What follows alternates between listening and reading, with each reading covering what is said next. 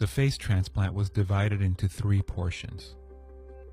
First, the donor surgery, which entailed recovery of facial tissue. Second, the recipient surgery, which required removal of injured facial tissue. And finally, the allograft inset with the actual transfer of the donor face to the recipient.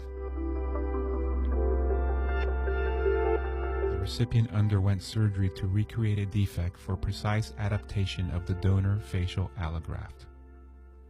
This entailed removal of all of the external scar tissue throughout the scalp, face, eyelids, and ears.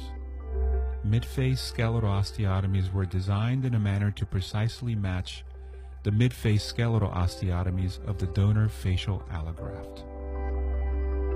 The remainder of the facial allograft was redraped and tailored to completely restore the entire recipient defect, including the scalp, face, eyelids, ears, and skeletal subunits.